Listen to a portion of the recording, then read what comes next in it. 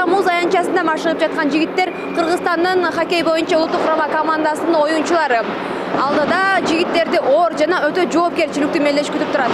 Алар 31 марттан 5 апрелге чейин өткөрүлчү хоккей боюнча дүйнөлүк чемпионаттын квалификациялык оюндарында бир катар мамлекеттин оюнчулары менен күч сынашат. Эгер алар тайпалык этаптан утуп чыгышса, анда дүйнөлүк чемпионатка жолдомо алышат. Даярдыктар кандай? Даярдыктар буюрса эртерээк башталды мурдагыларга караганда. Азыр биз 8 февралга чейин дагы ушундай даярдыкты өтөбүз.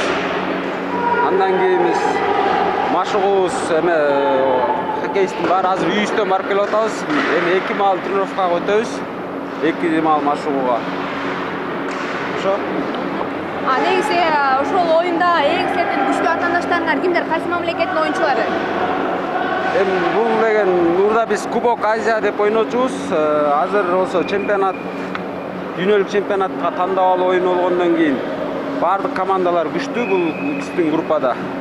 Эми фаворит деп биринчиден Таиланд, анан ошо өз имараттары күчтүү болот. Кыргызстан дүйнөлүк чемпионатка катышары өткөн жыл эле белгилүү болгон. Улуттук курама команда биринчиликтин квалификациялык оюндарында Босния жана Герцеговина, Гонконг, Кувейт, Бириккен Араб Эмираттары жана Таиланд командалары менен беттешет. Хоккейчилер учурда күчөтүлгөн машыгууга өтүп, атаандаштарынын тактикасын изилдеп баштаган.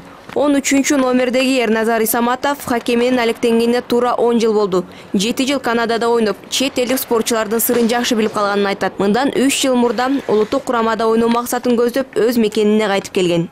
Первое место золото принесем домой. И так все будут рады. Команда чемпионатка чыгабыз деп үмүт кылып жатабыз. Муз түз, шайба тоголок. Андыктан бардыгыбыздын мүмкүнчүлүгүбүз бирдей. Кыргызстанга алтын медаль менен келсек, биринчиден өлкөбүздүн сыймыгы болуп, экинчиден ата энебиздин бизге койгон үмүтүн актамакпыз. Учурда мен 16 жаштамын. Ал эми командадагы эң улуу оюнчу 25те. Хоккейде ар бир командада 20дан оюнчу болушу керек. Өзгөчө өчөрлүктү, чыдамкайлуулукту талап кылган спорттун бул оор түрүндө да өзгөчө эрежелер каралган. Хоккейде эрежелер, сказать, футбол сыяктуу да эле офсайд бар, проброс, ошо эмелер. Анан удалениялар бар. 2 минута, если подножка рукой 2 минута берет. Если, сказать, сильное нарушение берсе, а также, скажем, 5 минут. Если удар ногой, уже 20 минут уже идет. Спортзалдарга кирип, телевизорду коюп эмелерди разбор кылабыз, разбор полета кылабыз. Командалар кайсы игрокторду кармаш керек, мындай игроктор бар экен деп. Мен центральный нападающийдин ролун аткарам. Ал кандай эмне болот? Ал 3 зона турат, биринчи сбрасывание, анан кийин эме слева нападающий, а потом справа нападающий. А потом сзади 2 защитник турат. И в центре я играю. Өзүңдүн позицияңа кандай даярдатасың? Өзүмдүн позицияма Кудай буйруса жакшы эле даярданып барабыз го дейм.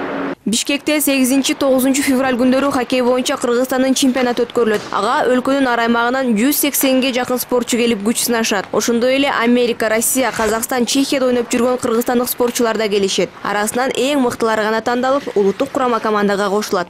4 жыл мурун бизде ушундай бир ситуация болгон. Болгону бир 20 эле бала бар болчу. Алар билчү, биз курамага киребиз, кээде машыкпай да коюшчу.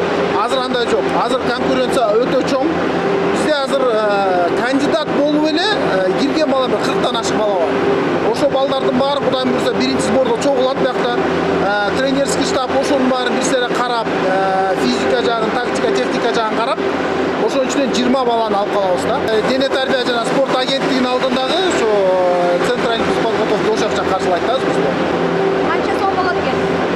Эми кымбат эле, көп эле, где-то бир 3,5-4 миллион сом болот.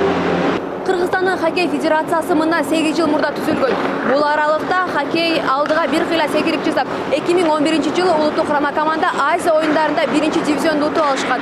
Эми жаштар курама командасы Дубайда өтө турган мелдеште 3-дивизионго чыгып, дүйнөлүк чемпионатка катышса, анда бул жеңиш Кыргызстандын хоккей тарыхында алтын тамгалар менен сакталып калары талашсыз. Хайыр Жайлообекова, Владимир Кулбалдиев, НТС.